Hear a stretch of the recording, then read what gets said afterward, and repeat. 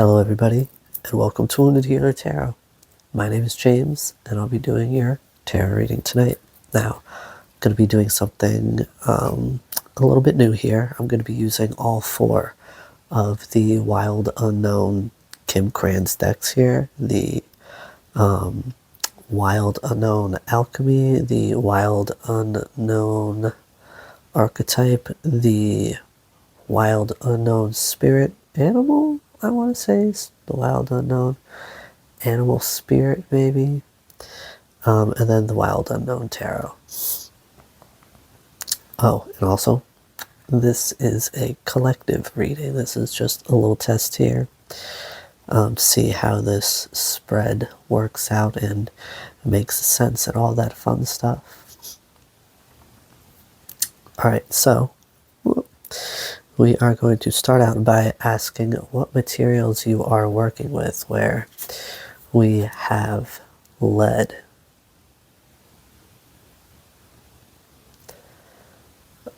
Alright, now lead properties are heavy, dense, and unwaveringly steady. It also correlates to the planet Saturn and its love for rules and structure. You know, on one hand, this card implies a fixed position or burden that may be weighing down your progress. On the other hand, it can arrive just in time to ground a situation or to possibly even humble you. Now, either way, you cannot ignore it, and you will likely end up having more respect for the process as well as yourself. Now, you know, this to me looks very like, if you go just based on the colors, like it's black, white, and gray. So I feel like, you know, you're going to be going from like a black and white sort of like perspective to better being able to see that gray area in a lot of situations. And, you know, that kind of like brings me to how the whole like Saturn aspect of this card, right? With the whole rules and such things. It's like, you know, that's a very sort of like being fixed. It's like very black and white perspective, right? You know, rules and structure are usually very black and white. But that's usually something that, you know, but that is considered, you know, lack of something that can cause a sort of like a lack of progress on one's path. It's having like a very fixed perception, right? Only seeing things in black and white, not considering the gray areas. So I feel like, you know, that's something that is going to change for you in a sense. Because it's like, it's like creating that balance, right? Because sometimes even black and white can be looked at as like yin and yang type of energy. Excuse me. Now, for the energy that is currently influencing you here, we have the Mother. Now, the Mother contains both light and dark aspects of the feminine. Now, with the best of intentions, the Mother wraps her loving arms around her creations and begins to grip what she meant to set free. You know, the Mother both nurtures and prohibits growth. She gives yet clings. She creates yet restricts, but amid this complex energy, the Mother holds the key to the eternal challenge of love. Which, you know, to touch a little bit on that, right? I feel like that right there is like, you know, the light and the dark side. How here with lead we have the black and the white, right? Now, for the energy, or rather in the position of the energy that is currently influencing you, right? I want to say that this, like, I definitely get that you're somebody creative, right? I definitely get that you could be working on a creative project of sorts. Now, this could very well, you know, have to do with you as a person, like learning or maybe not even learning, but, mothering yourself, like healing that feminine aspect of yourself. Because, I mean, it even says that, like, in the description of the card, like at the very end of it, it says, the mother holds the key to the eternal challenge of love. Okay? Like, love is usually portrayed as something that's easy, that just flows, that just is, but love is work. To love somebody is a choice. And to continually choose to love somebody like that can prove to be a challenge because it's not always easy. And here, when it talks about, the mother, the feminine, she's generally referred to as like a creator of sorts. She creates life, right? She nurtures life. She nurtures herself. Her body provides nutrients to, grow another human, for that growing human to continue to survive inside of her for 9 months. Like, that's love. That's dedication. And yet, I really enjoy how it speaks to, the light and the dark. How, she can, like, to create yet restrict, to give yet cling. She can both nurture and prohibit growth.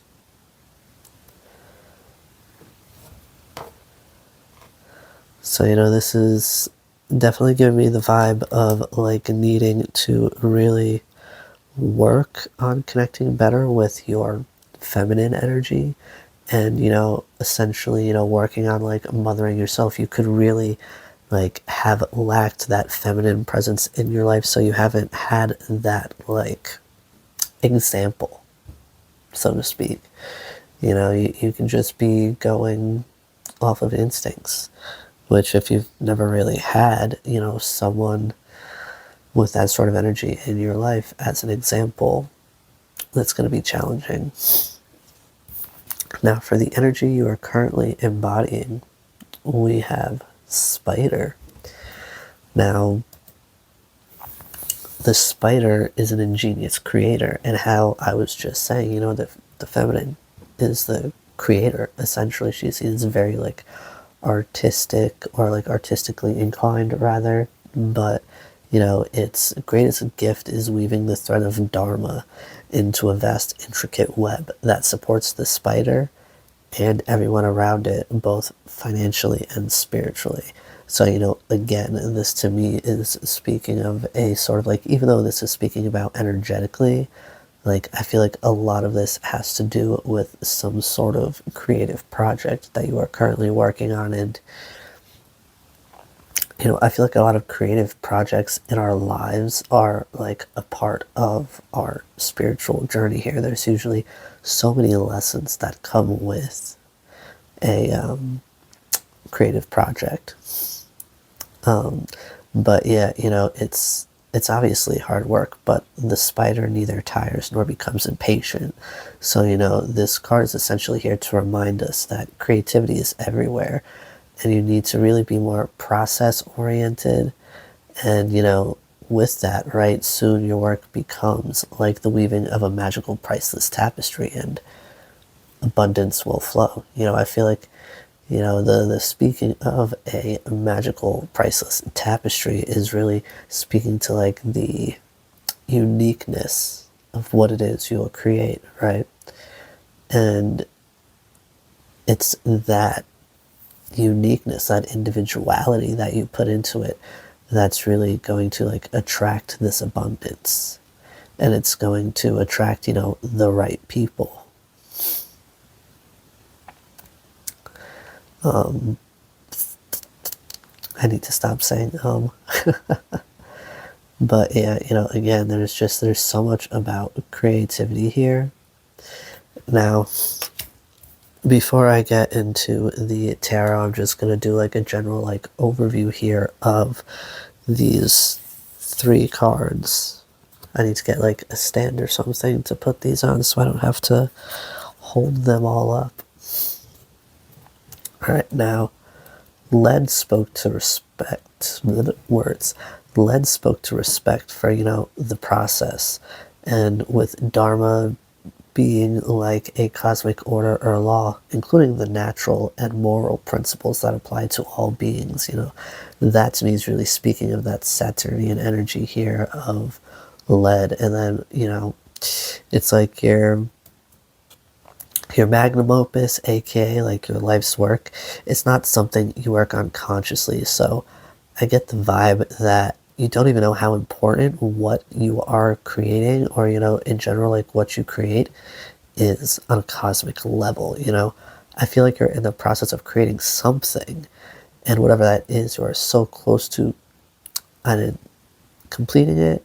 Yeah, I guess I would say completing it. So I would definitely behoove you to stay the course, because abundance will soon follow.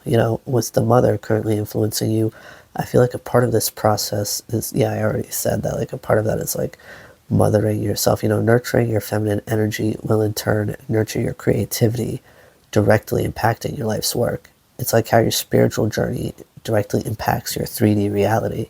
It's all about the journey, the process. Now, there's this card, the Blue Temple, that I did not realize fell on the floor until like I was shuffling all the tarot cards, and then they fell on the floor. And it's like the specific 4 that I got for the spread that fell on the floor. So I feel like, all of this happened to bring this card, the Blue Temple, to my attention. Because, the Blue Temple, it's like, well, first off, the first thing that really like hit me with it was how soon we're gonna have a blue moon. The next full moon is going to be the blue moon, I believe that is. But yeah, this card, the blue room, the Blue Temple. My brain is all over the place. What are words? This really speaks of, connecting deeper with yourself, deepening your connection to your intuition, widening your perception. And, along with that, it opens you up to new opportunities. And it's like, it's with how each part of your journey, right? Any subchapter to the book of you, your life, your journey, all of these seemingly little things are really meant to bring you closer to the self. In my personal opinion, that's the way that like I view these things. But this also talks about, mood, tone, the blues, whether it's like the music or like the mood being, you have the blues. Like I feel like blue is just going to be a very significant color. All right, now we're going to move on to the tarot here. First up here, we have the Two of Wands. Now, the tarot cards are all in the position of what you need to know. So these are just like an extra little side message. So with the Two of Wands, right, it gives me the vibe that you're quite focused on a particular goal. And the Two of Wands here is coming out essentially to say you need to pay attention to your thought patterns, more specifically the way you speak to yourself. That's going to, affect your overall attitude and your overall energy. Like, how are you going to attract abundance when you treat yourself like shit? When you talk to yourself like shit, right? You need to be more positive.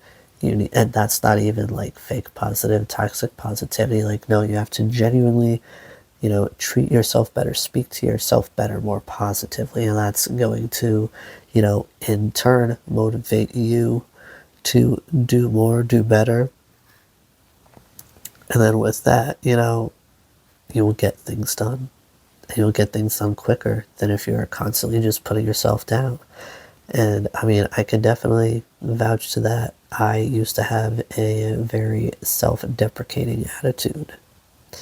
I never really spoke kindly to myself, or at least I didn't for a very long time. But that's something that I've been learning on my journey, how to be kinder to myself, and realizing how that really like shines outwardly, I guess, in a sense, how like noticeably indifferent, that really makes a person feel. And with feeling different, you look different, right? You come off different. Now, here with the Mother of Swords, your perception is sharp and your intuition is on point, or at least it will be, And I feel like this is like something to say, people see you as experienced and knowledgeable in whatever it is you do. I feel like the tarot cards, this what you need to know portion, is going to be like the energy that you are about to step into as you like make this progress here. Now, next up, we have the Nine of Wands. And, with the Nine of Wands, you've nearly completed a part of your journey, and it's something major, but you have some fears and doubts creeping in that could have to do with how long the process is taking, which is more common than you think, because, it's usually when, we're about to receive a manifestation that we're tested to make sure that we're ready for what we're about to receive, right? That's usually when the universe is like, all right, you wanted this, now let's see how badly you wanted this, right? Let's try to throw a few sticks in that wheel, huh? Let's see how you're going to test on this. How dedicated are you? How focused are you? How badly do you really want this? And then lastly, we have the Father of Swords.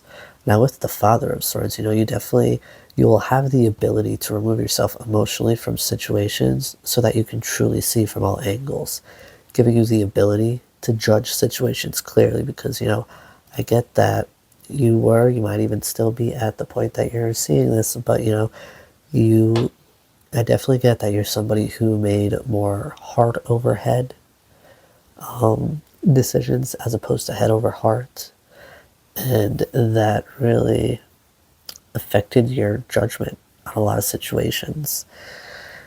And I'm not saying that, it like that made you a bad person or anything like that, or it was negative like that, but I mean, it definitely did not create situations that worked out in your favor. Now, just a little sidebar here, with both the Mother and Father of Swords, I get that like you're balancing your feminine and masculine energies, especially when it comes to your perception, making, as I said, head over heart decisions, because also with as I was talking about with the Blue Temple here, I was a little curious. I did not know what a blue moon was, so I did a little Googling, right? And there's actually the traditional like name, I guess I would say, of a blue moon is like it's a seasonal blue moon, and it refers to the third full moon in a season that has 4 full moons. Now, this will be on the 19th of this month, and interestingly enough, there won't be another one till May of 2026. But regardless, okay, I really definitely get, it's like how here with the spider, right? There was a reference to how like the spider never tires, right? I feel like when you're doing something that you genuinely enjoy, especially as like a creator, like that only fills you with energy, that makes it easy to keep going and keep putting in the work, because it's something that genuinely fulfills you, genuinely makes you happy, brings you joy, right? All right, so, I would like to end this with, keep going and work on that self-talk, okay? Because, You have the energy to keep going. It's just about really, doing the inner work here and balancing your masculine and feminine energies. Because when they are out of balance, you can definitely be confused because you're not connected to your intuition, right? You're not going to know which way to go. You're not really you're not going to know if I don't want to say you're not going to know if you're doing the right thing, but you're not going to really, know if you're pursuing the right thing. You're not going to know if you're going in the right direction. But I feel like, if you have not already stepped into this energy and have had some of these realizations, then you will very soon. All right. Collective. I almost said Aries. What? All right, collective. These are the messages that I have for you tonight. And I do hope they serve you well. Be gentle with yourselves, and I'll see you again soon. Bye-bye now.